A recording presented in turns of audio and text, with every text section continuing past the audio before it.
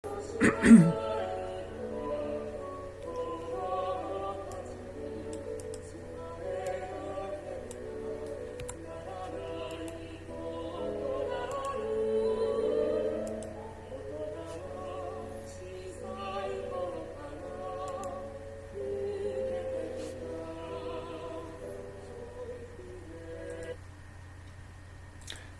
さんこんばんは。ワイワイニュース山崎です。今日は2020年の1月の13日月曜日ですね。時間がまたしても大幅に遅れまして、日本時間の夜の10時34分ということで、1時間半ぐらい遅れましたね。申し訳ありません。今日のメインテーマですけど、このコメント欄にアップしましたように、イギリスの風刺画家スティーブ・カット氏が作成した地球を粉砕機にかけてドルに変える人間の風刺画は、今我々が暮らしている超金融資本主義の本質をよく表しているということなんですね。それで、この風刺画ですけど、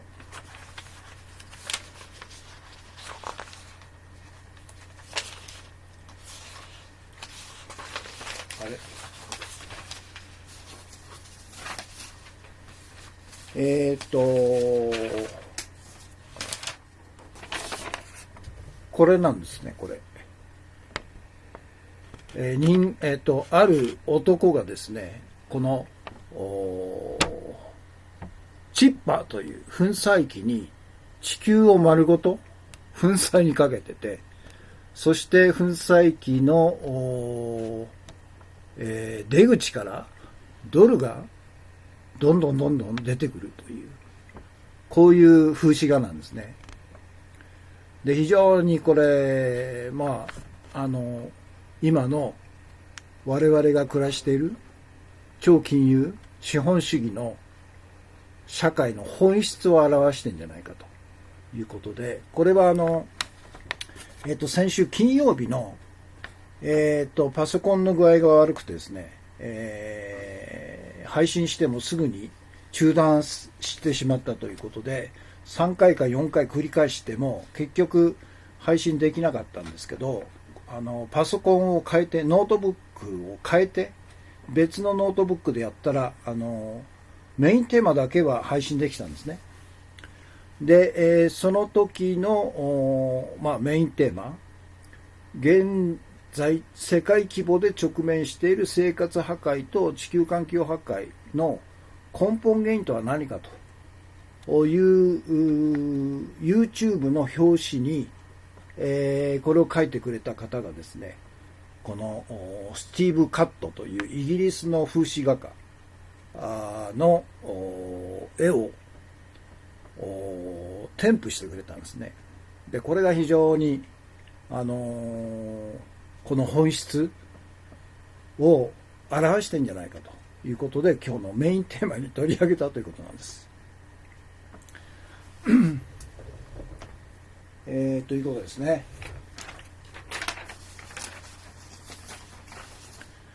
ということで、今日のワイワイニュースライブ通算で2918回ということですね。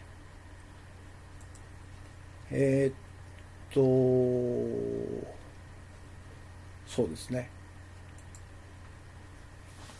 現時点で、音声も映像も問題なく、配信されているということですね。翔さん、コンティニューコイン配信ありがとうございます。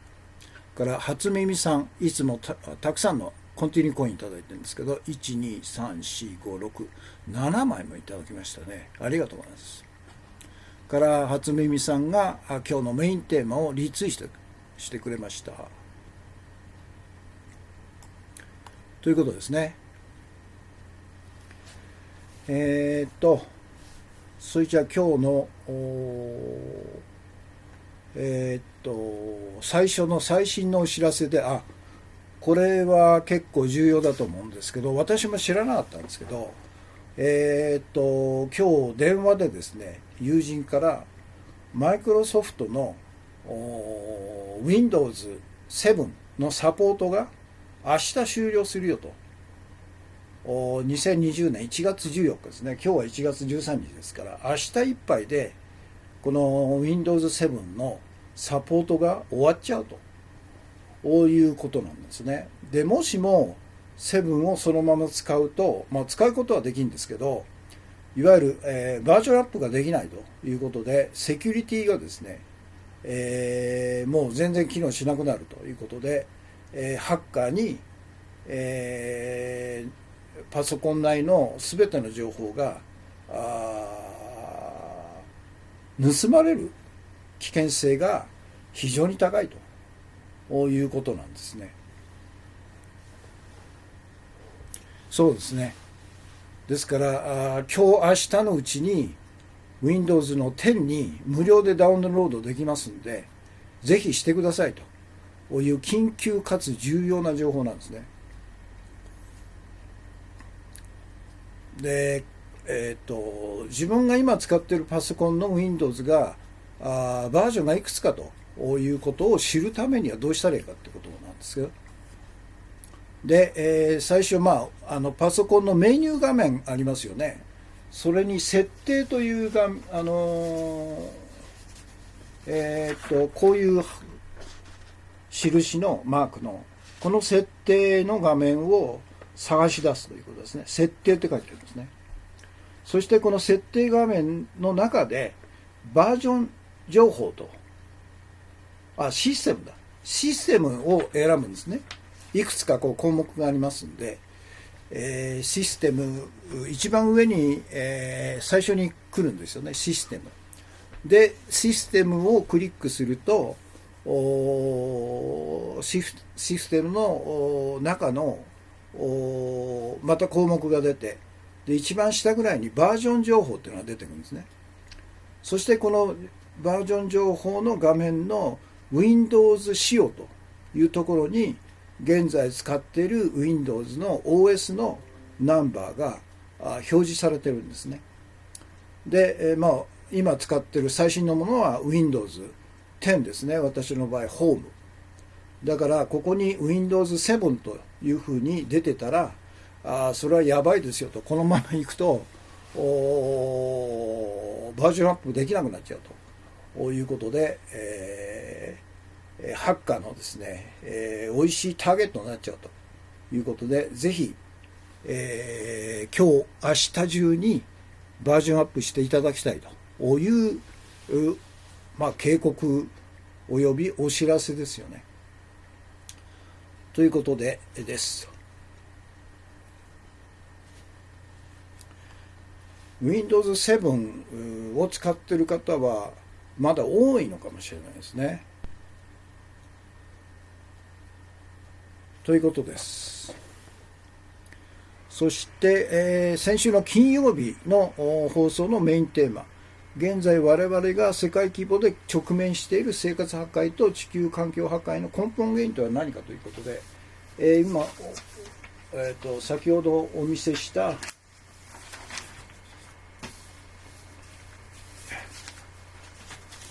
これですね。これが表紙なんですね。で、スティーブ・カットの風刺画が載ってるんですね、これ。ということで、現時点での視聴者数っていうのが、ツイキャスで438名様、YouTube で489名様で、全部で927名ということですね。そして、先週の土曜日の土曜勉強会を土曜日の午後から7時、2時間にわたって開催し、ワイワイニュースライブで中継したんですけど、これの画面がこういうことですね。第26回根っこ勉強会、2020年はどうなると、2020年をどうするということで、水戸黄門のですね、一部不評だったんですけど、私が水戸黄門で、角さん、助さん、そして、大津恵子さんが男装姿という、なかなか面白いと思うんですけどね、私はね。ということです。それで、猫勉強会の現時点での視聴者数ですけど、ツイキャスで419名様、YouTube で410名様ですから、829名様ということです。そして次に今日の画像ですね。今日の画像は、最初はさっき、Windows 7のサポートが終わるよという時に、この設定画面で、入ってくださいと。どのバージョンなのかということを確認しなくちゃいけないんですけど、この設定、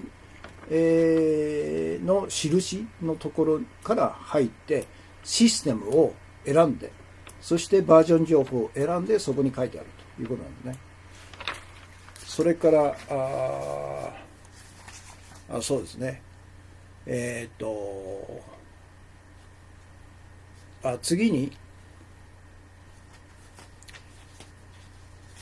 これですね。今日のメインテーマの画像ですね。ちょっと、拡大して印刷するのを忘れましたんで、これを見てください。これですね。地球丸ごと、チッパーという粉砕機にかけると、ドル紙幣がどんどん出てくると。そのドル紙幣をこの男が懐に入れるという構図なんですね。これこそまさに私が言う超金融資本主義のからくりですよね。実態ですよね。それから3つ目の画像はイギリスの映画ですね。非常に、現代の単にイギリスだけじゃなくて世界各国の労働者の状態を典型的に表しているという、家族を思うときというケンローチ監督。この方一度もう、83歳ぐらいですかね。一度引退を表明したんですけど、この映画を撮らねば私の監督人生は終わらないということで、全身全霊を使ってですね、この家族を思うときという映画を作ったんですね。で、この方が、雇用のウーバー化ということを含めてインタビューに答えてるんですね。その時のあれです。雇用のウーバー化、短期雇用経済という、なかなか示唆に富んだことを言われてるんで、今日の推薦映像としてこのインタビュー記事の映像をですね、取り上げたんですね。それから3つ目が、これも今日のトピックスで取り上げましたけど、週刊誌のフラッシュっていうのが、衆議院の解散があった場合、どのような各党の議席獲得数なのかという予想を出したんですね。そうすると自民党が現有284のところを80ぐらい、最高80、214、70から80失うと。から公明党が29、これは変わらないと。でも公明党もですね、毎回100万票ぐらい、減らしてますんで、26から29じゃないでしょうね。もっと減るでしょうね。そして、3党、立憲民主党、国民民主党、社民党など合わせると120が163から173になると。だから40とか50増えると。それから共産党12が11から14と。そして日本維新の会が11が18から23。これもおかしいですよね。日本維新の会っていうのはもう自民公明、与党ですからね、これね。野党じゃないんですよ、これ。完全に偽装した、自民党の別動隊ですからね。これが増えるってことはないと思いますよね。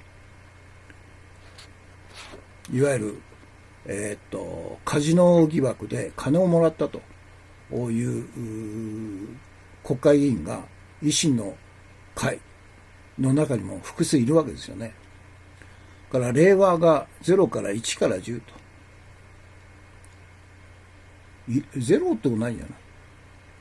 原油が2でしょ、これ。だから1から10ってことはないでしょうね。今のところ400名ぐらいの立候補予定者が集まってるってことですんで、まあ100から150ぐらいよりすると、4、50になるんじゃないですかね。それから NHK、これは1が0でしょうね。ということで、もしもいわゆる純粋野党が選挙区の調整ができてですね、与野党の対立軸を前面に押し立てれば政権交代可能だというのがこのフラッシュの予測なんですね。で、可能なんですよ、これが4番目、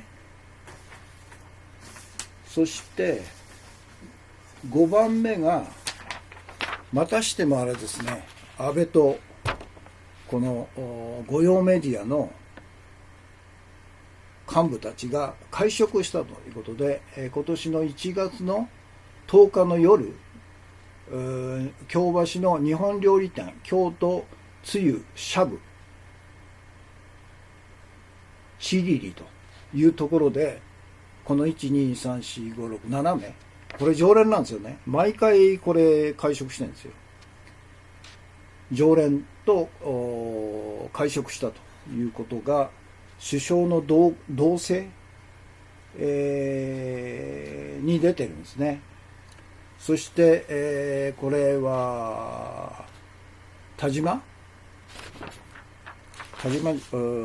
時事通信の田崎史郎、もう時事を定年で辞めたんでしょうね。今評論家じゃないですかね。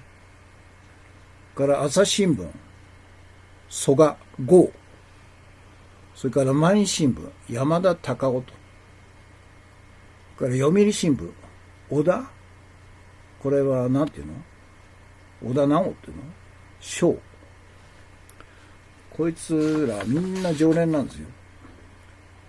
から日経新聞石川一郎、 NHK 島田敏夫、日本テレビ、勝谷紀之っていうのかな、この常連がまたしても1月10日に安倍と会食してると、こういうことなんですね。だからこんなやつだから、毎日新聞がこの間第一線の記者たち頑張って記事をいろいろ発信してるということで、毎日新聞を取り始めた人がこの山田隆夫という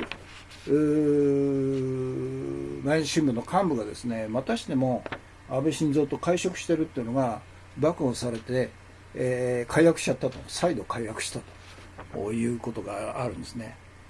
だから第一線の記者は頑張ってるんだけど、いわゆる日本のメディアのいわゆる幹部連中、が腐っちゃってるという典型でしょうね。まあこいつらの命もそう長くはないんじゃないですか。安倍政権打倒とともに彼らも消えていくということでしょうね。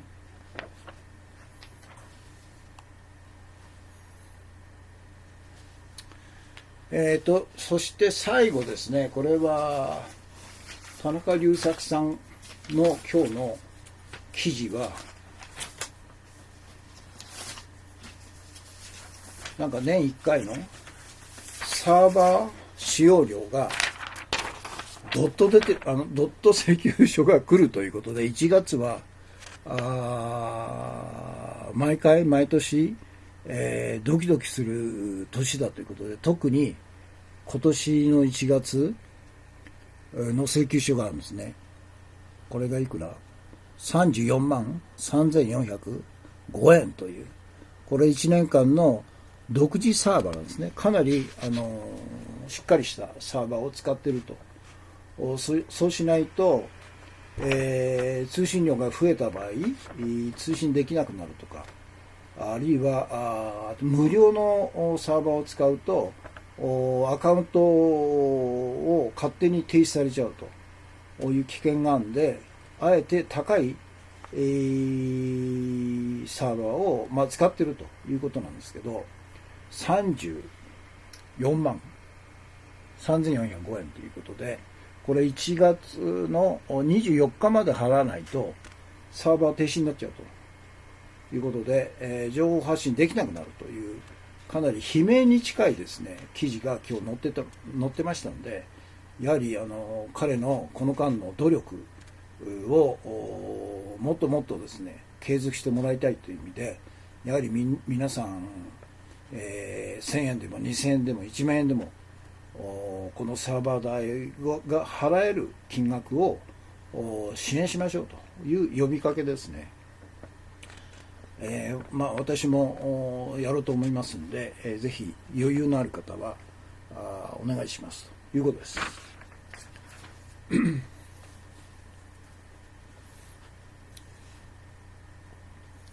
ということで、今まで取り上げた内容をアップしますね。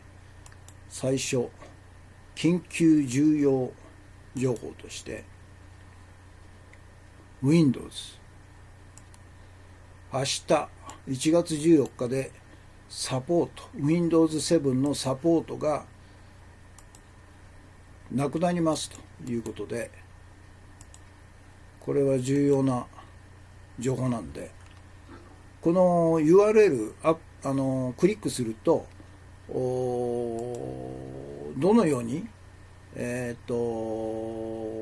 Windows 10をアップできるかという情報が手に入りますんで、ぜひ7を使っているということの方はぜひここをクリックしてくださ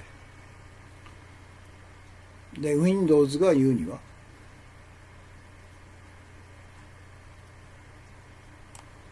1月14日終了させていただきますと、サポートが終了するとセキュリティ更新プログラムの提供が停止し、お使いのパソコンをリスクにさらし続けることになると、そういうことになっちゃうんですね。だからハッカーはそれを狙ってるんですよ。でパソコンの中にある重要情報、例えばクレディットカードのパスワードとかですね、銀行口座の口座番号とかですね、そういうものを盗み取ろうというふうに待ち構えたんですね。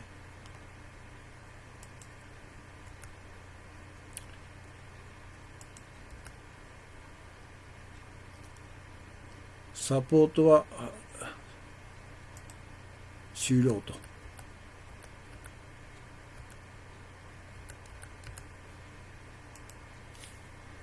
ということですね。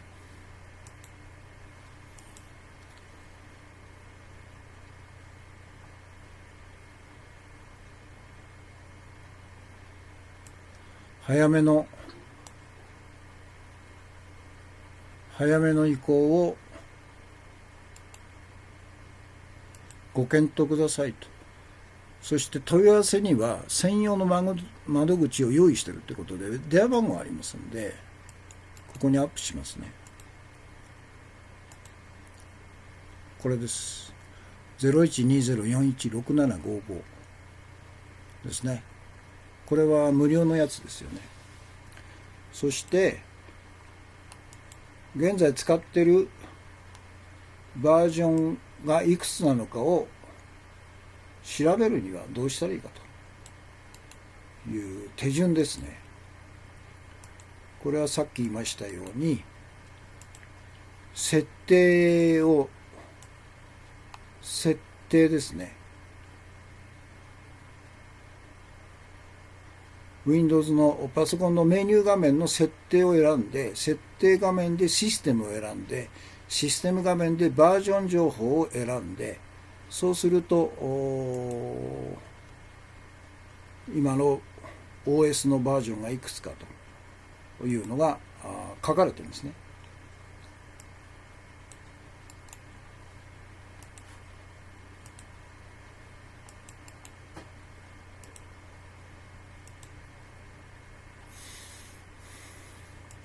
そして、先週の金曜日、途中で、中止にした金曜日ですね。結局はメインテーマだけは放送できたんですね。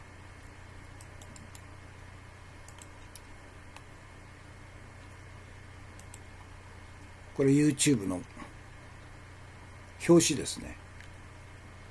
そして、現時点での視聴者数が927名様ということですね。徐々に増えてますよね。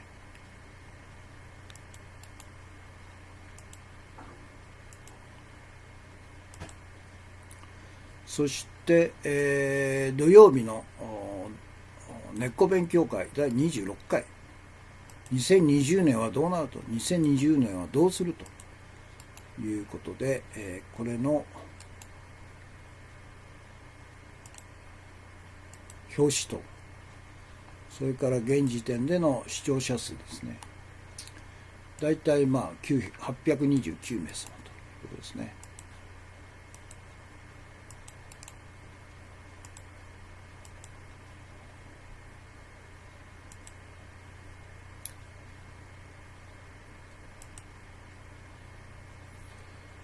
で、今日の画像です。今日の画像は最初、認定のマークからイギリスの風刺画家スティーブ・カットさんが作成した、地球を粉砕機にかけてドルに変える人間と。これなかなか面白い風刺画ですね。そして映画家族を思うケン・ローチ監督の雇用ウーバーかとはというインタビューの画面ですね。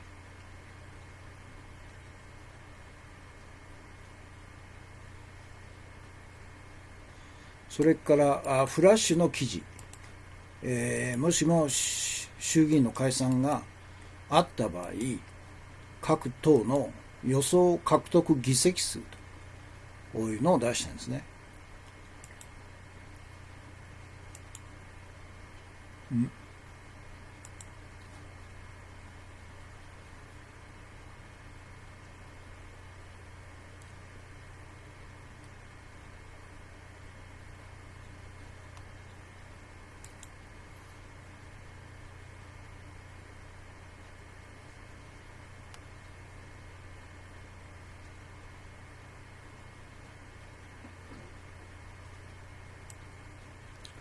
これですね。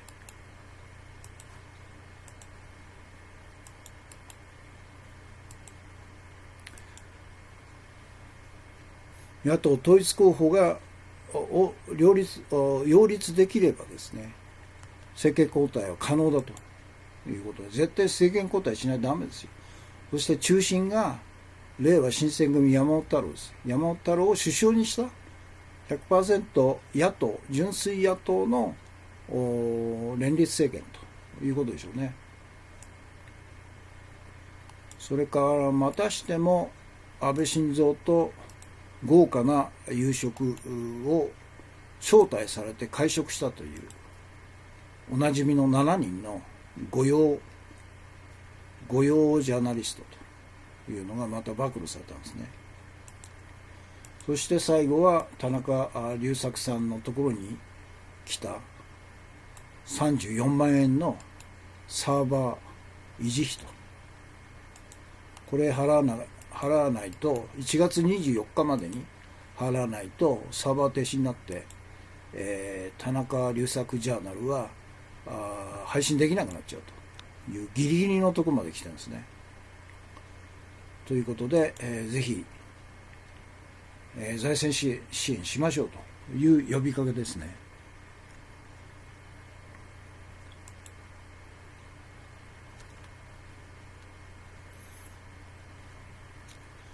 そして今日の映像ですね。今日の映像はそのブリュットという新しい YouTube に対抗できる、映像専門のサイト、ブリュット映像、映画家族を思うとき、ケン・ローチ監督インタビュー映像ということで、雇用のウーバー化とは何かという、これなかなか字幕がついてますんで、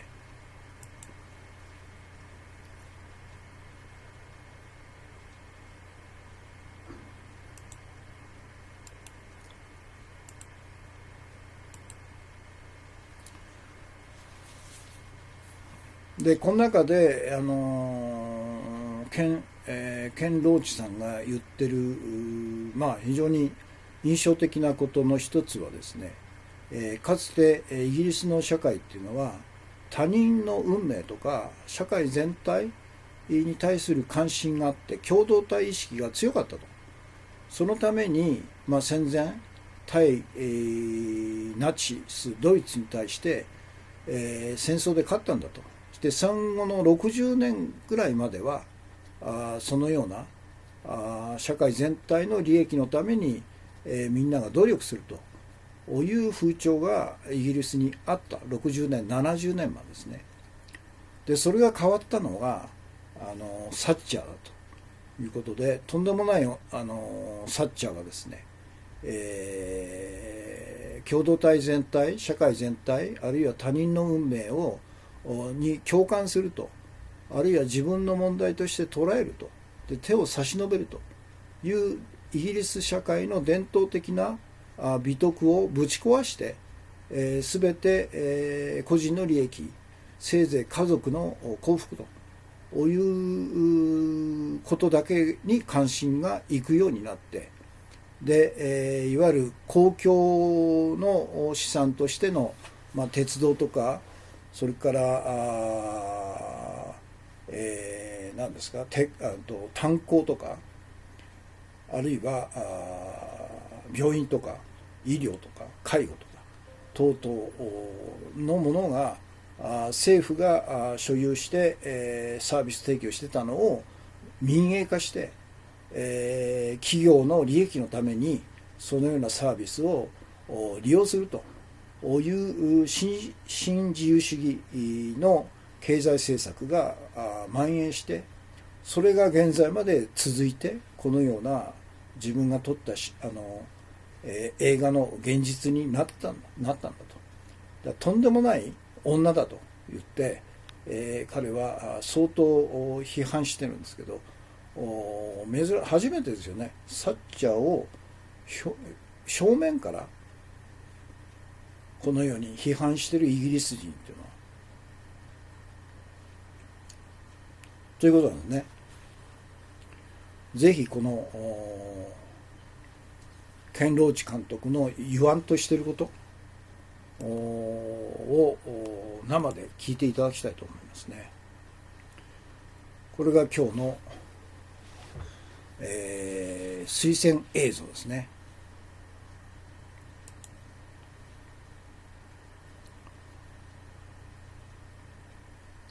そして今日の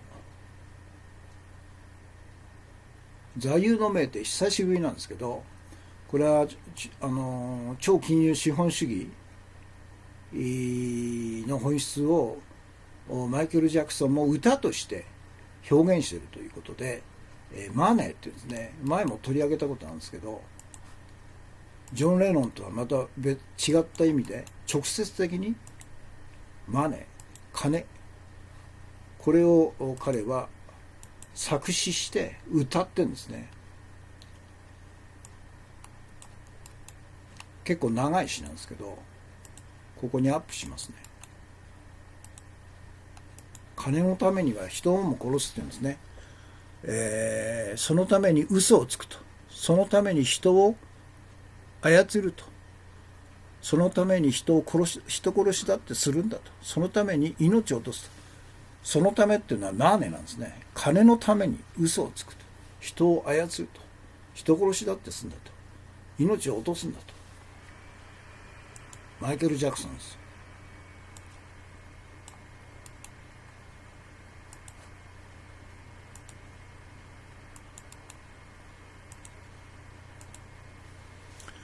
で、それを信頼というのかいと。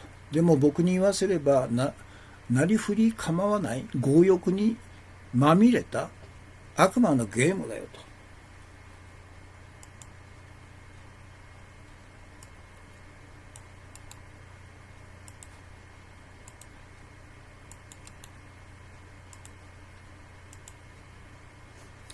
で、彼らは気にしてなんかないさと。彼らはお金のために僕に迫ると。彼らはどうだっていいって思ってるのさと。僕をお金のために利用するんだと。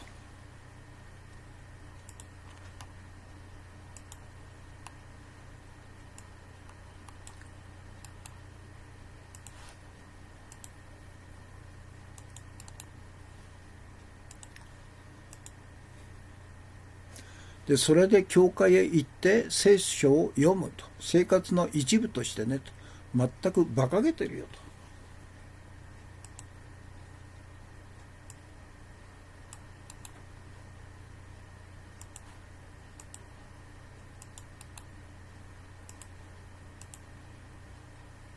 そして彼らは気にしてないんだよと。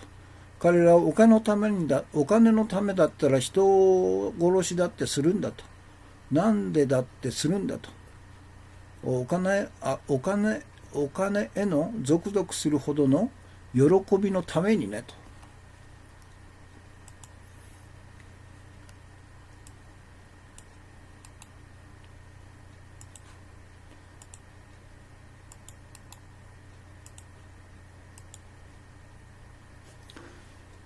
で、旗に敬礼し、国のお墨付きをもらうと。そしてバッジを身につけ、国会議員ですね。今やごく少数の選ばれし者と呼ばれるんだと。エリートとして呼ばれるんだと。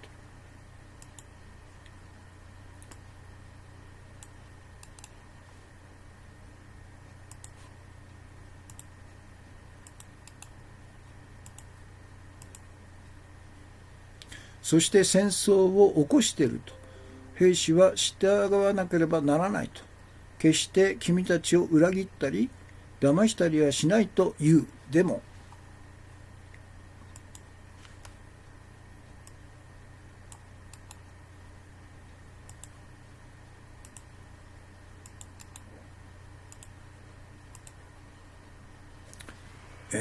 現金を目の前にすれば懐に入れるさと。泣けと言うなら泣いたふりをすると。手を出さればその手を握るさ。金のためなら何だってするんだよと。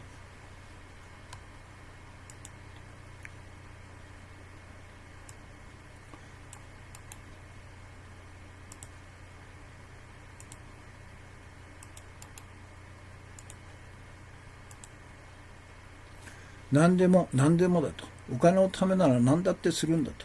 嘘だってつくし、命だって捨てる。悪魔に、魂だって売るんだと。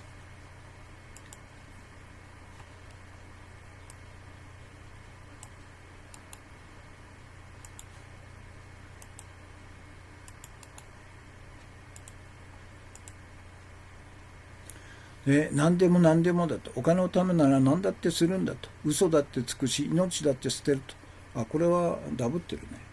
ダブってますね。削除します。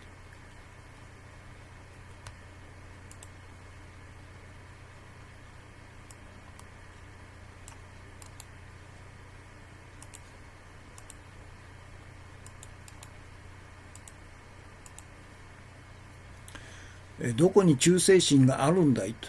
それが大丈夫だと言うのかいと。そうは思えないけどと。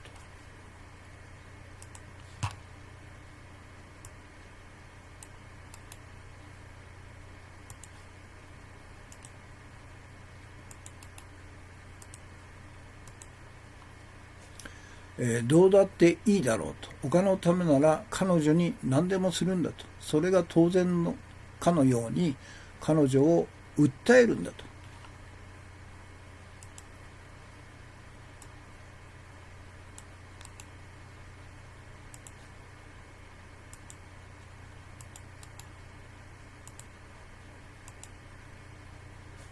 お金のポケットが欲しいんだろうと。乱す王に触れて欲しいんだろうと。魂だって売るんだろうと。だって君の神はそんなものだからどうだっていいと思ってるのさと。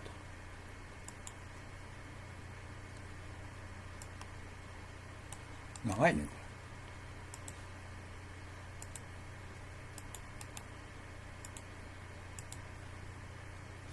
お金のためなら人殺しだってする。何でもするんだと。お金へのスリルのためにと。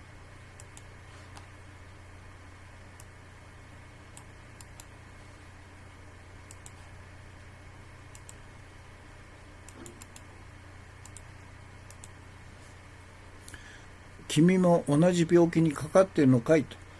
止めどない欲望の病にと。だとしたら満面の笑顔のやつらに気をつけてと。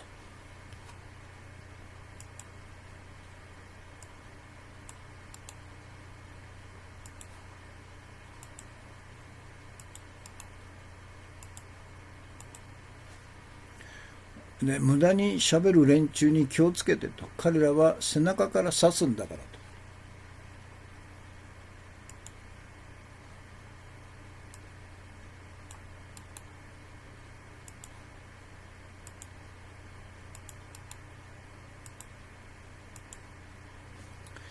嘘だと分かっていても本当だと誓うだろうと。罪の意識を感じてもそれを隠すだろうと。安倍晋三みたいなものですね。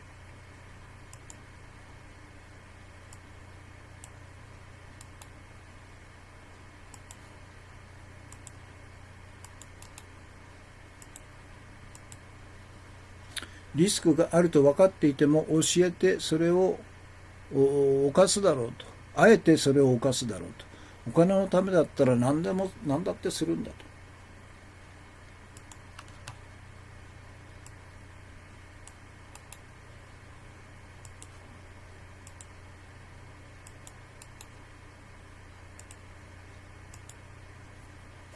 何でもお金のためなら何だってするんだと。嘘だってつくし命だって捨てると。悪魔に魂だって売るんだと。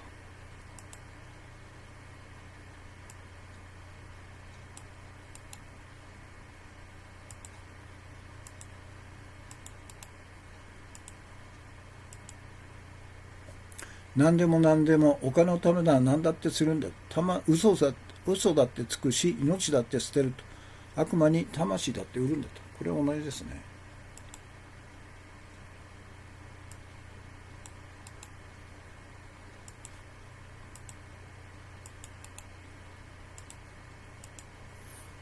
それで世界中の金を積まれたってそんなことはしないと言うけれどそうは思わないねと。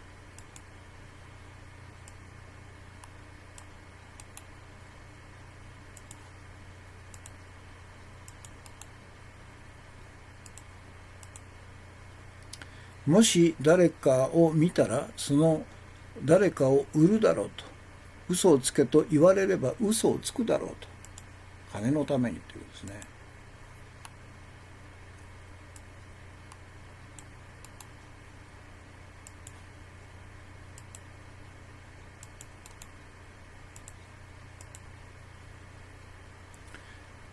もし神と取引しているとしても神だって地獄に送るだろうと。お金のためなら何でもするんだろうと。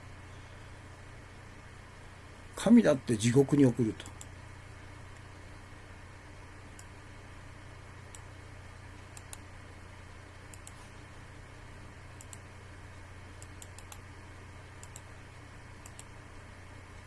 何でもお金のためなら何だってするんだと。嘘だってつくし命だって捨てると。悪魔に魂だって売るんだと。リフレインですね。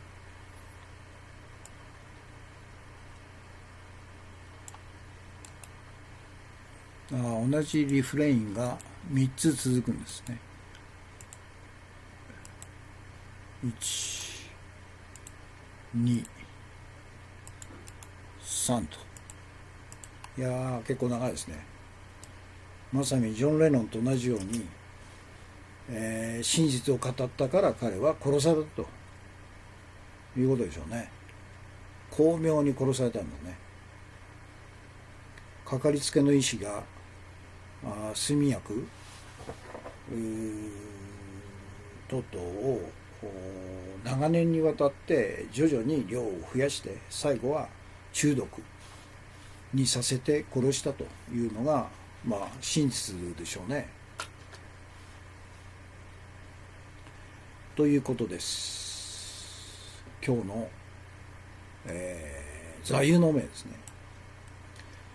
そして今日の注目情報ですけど、これはスイスインフォですね。衛星中立国の役割、米イラン関係、なぜスイスが関与ということで、安倍がバカみたいにあたかも中立的な立場で、アメリカとイランとの緊張関係の中で、緊張緩和の役割を仲介者としてやるんだと言って、サウジアラビアとかカタールとかオーマン、この3カ国にしか行かないんですね。本来だったらいわゆる当事国のアメリカとイランに直接仲介者だったら行くはずですよね。だからイランからは当然断られると。そして、アメリカのトランプには文句なんか到底言えない立場なんですね。全くの従属国ですから。だからしょうがないから自分たちを受け入れてくれるアメリカの同盟国、サウジアラビア、カタール、オーマン、この3カ国行って、仲介をしますよという全くの嘘をやってるふりをするという、これに対してですね、本物の仲介役を担うのが衛星中立の役割であるスイスの役割だという記事なんですね。だからいかに安倍晋三が仲介者として、中東に遊びに行ったというのが馬鹿げてるかと。でしかも韓国が断って日本がトランプの言う通りに中東に軍隊を派遣したという当日に言ってるんですよ。本当バカだね。そのことに対して日本のマスコミは一切批判しないっていうのは一体何なんですかね。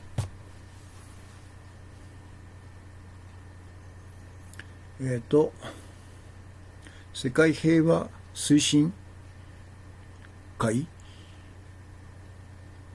中村貢献集、世界平和のために愛のためにってなんかこれなんだろうね。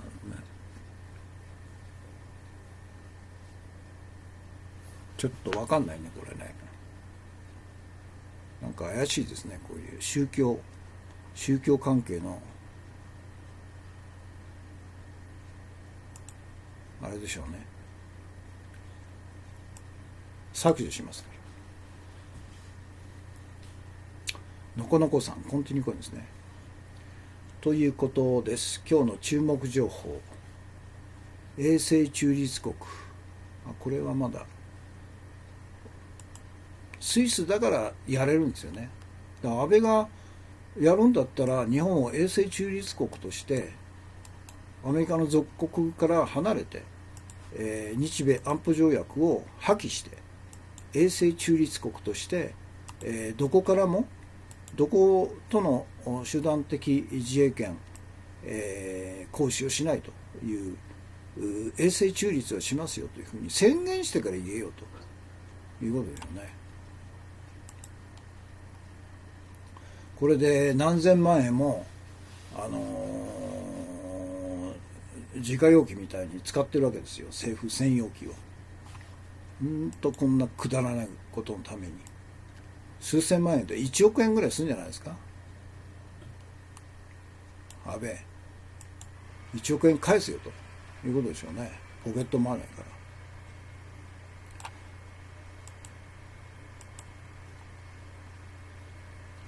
そして今日の推奨本ですね。グレタさんの、グレタたった一人のストライキという、お母さんが執筆した家族で書いた本ですね。で、今日は第12回目です。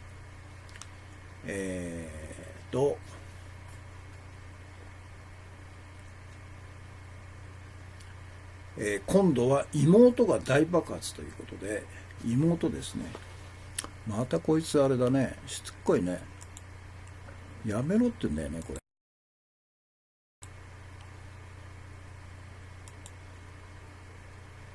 新興宗教っていうか、カルト宗教ですよ、これ。やめてくれと、投稿禁止ですよ。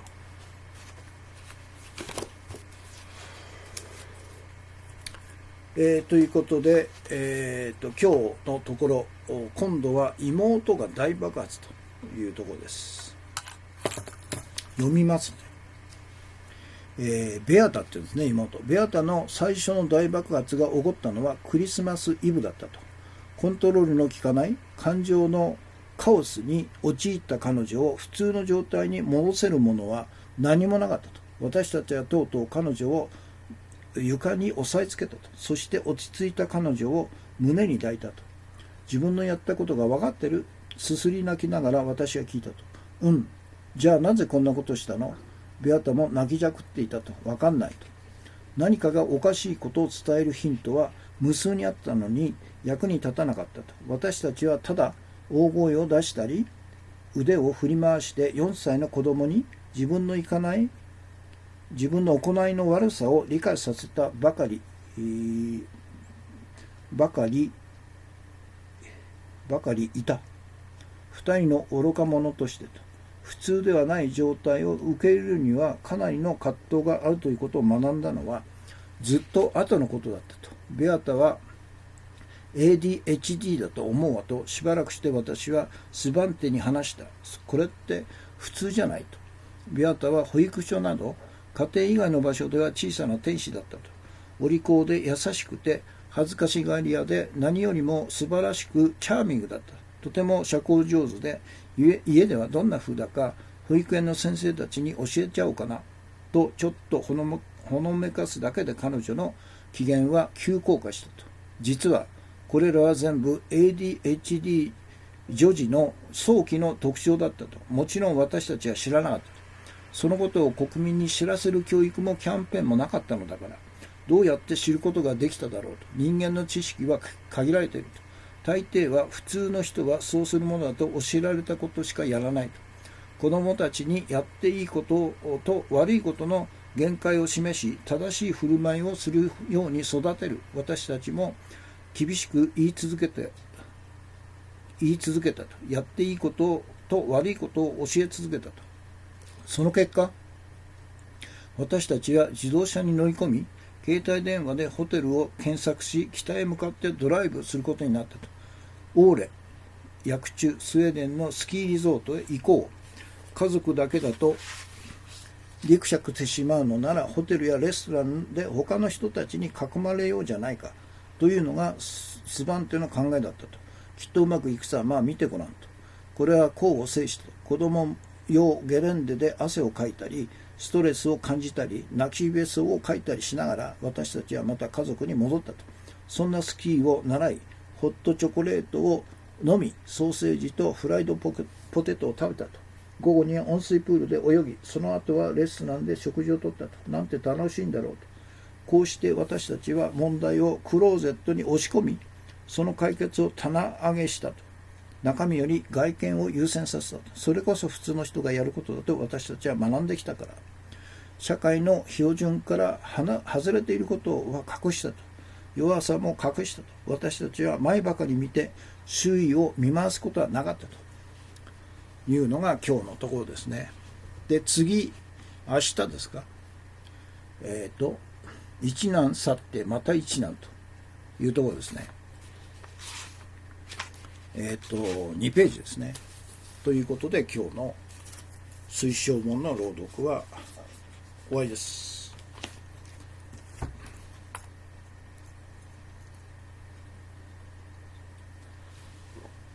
そして今日のメインテーマですね。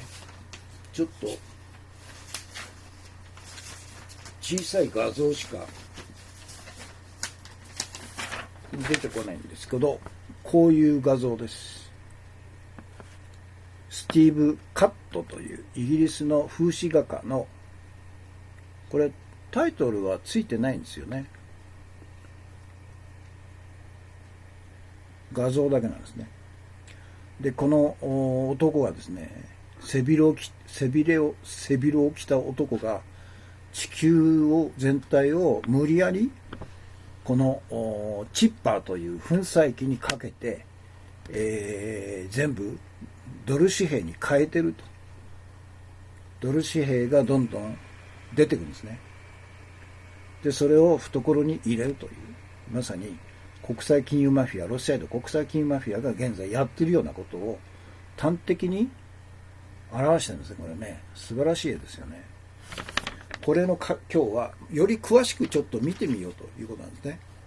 イギリスの風刺画家スティーブ・カット氏が作成した地球を粉砕機にかけてドルに変える人間の風刺画は、今我々が暮らしている超金融資本主義の本質をよく表していると。で、この画像をより詳しく見てみようということで、この画面に、風刺画に出てくる地球を粉砕機にかけて全てをドルに変えている人間とは一体誰なのかということなんですね。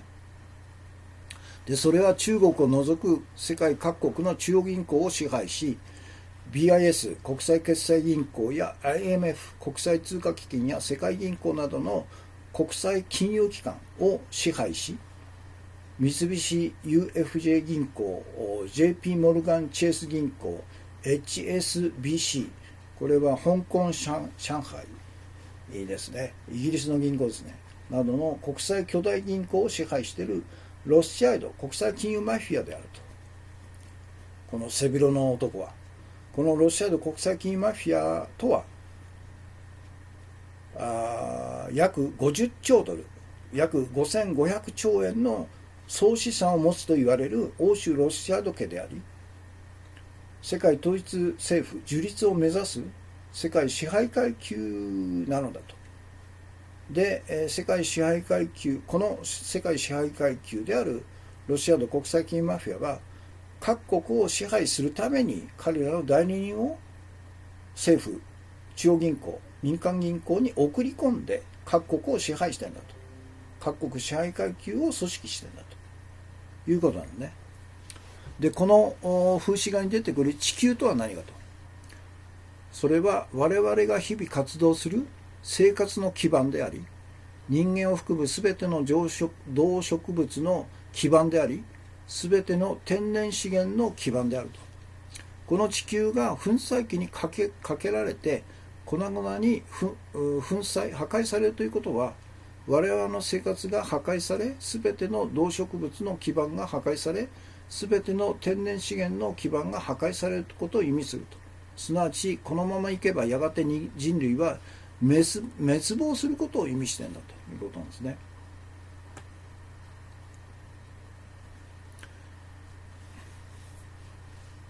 で、この風刺画に出てくる地球をドルに変える粉砕機とは一体何なのかと。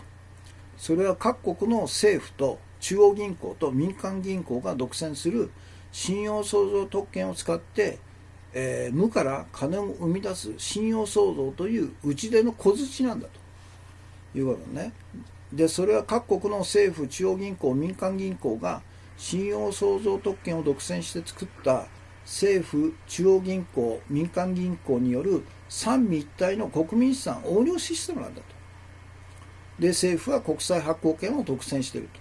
政府は赤字財政を埋めるために毎年国債を大量に発行して民間銀行に引き受けさせ、民間銀行から利子を払って多額の借金をしていると。から2つ目、中央銀行は貨幣発行権を独占していると。中央銀行は銀行権の増刷によって政府が発行して民間銀行が買い入れた国債を最後に買い取るときに民間銀行に資金と利子を供給してんだと。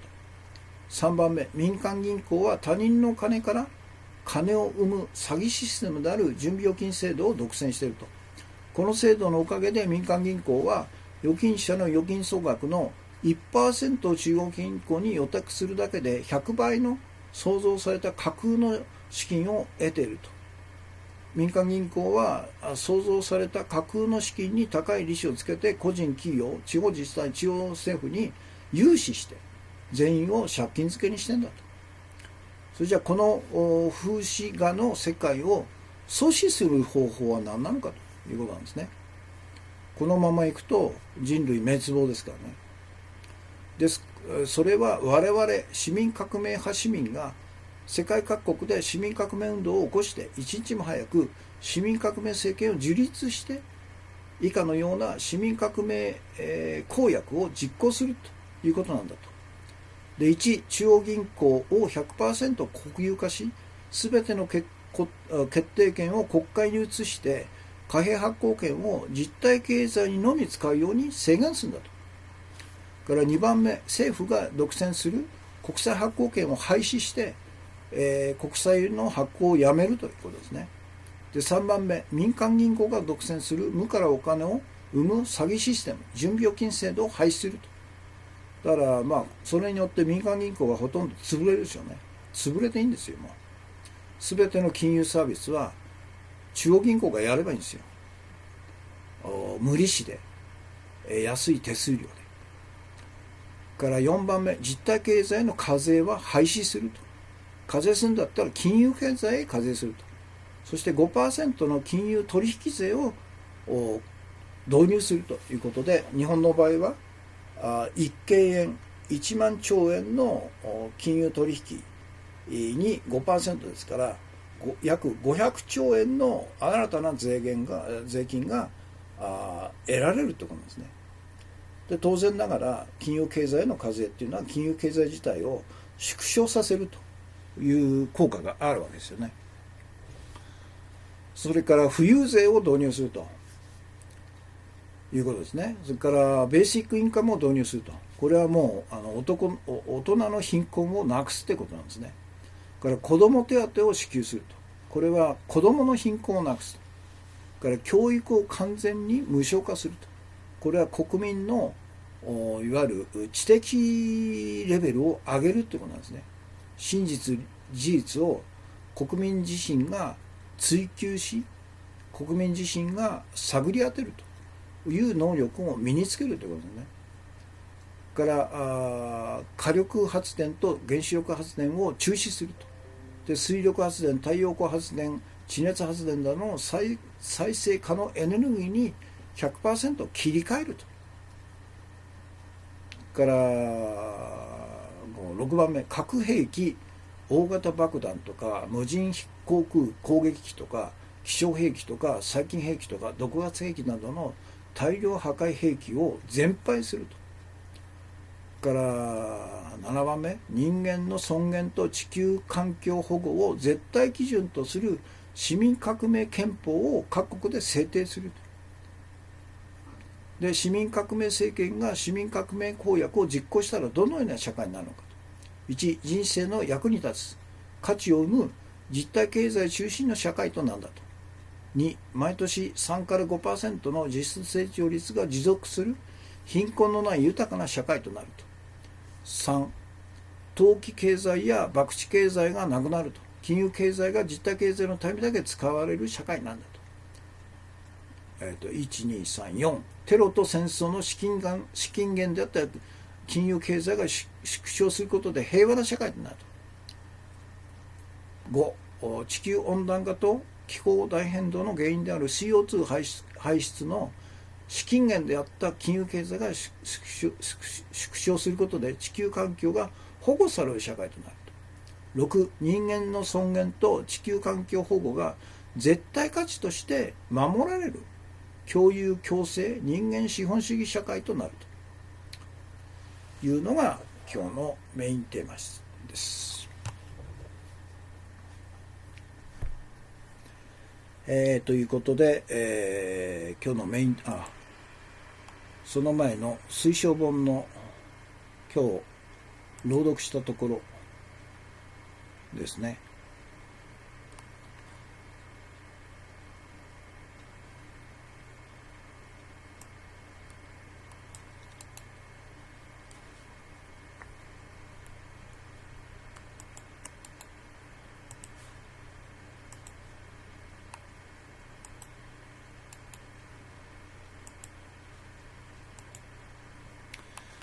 これがクレタさんの今日読んだところですね。今度は妹が大爆発と。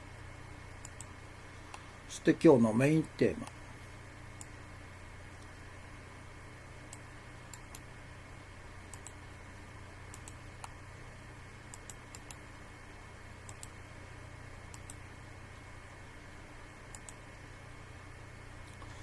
で、この風刺画をより詳しく見てみようということで、この風刺画に出てくる地球を粉砕機にかけている全てをドルに変えている人間とは一体誰なのかと。この背広姿の男は誰なんだということですね。で、それは中国を除く先進各国の中央銀行を支配すると。から BIS 国際決済銀行や IMF や世界銀行などの国際金融機関を支配すると。そして、三菱 UFJ、 これは、世界の大銀行の中で第5位かなんかですね。1位から4位までが全部中国の銀行なんですね。でも中国の銀行っていうのはロスチャイルドがまだ支配してないから、三菱、それ以下の三菱 JP モルガン、チェイス、あるいは HSBC、香港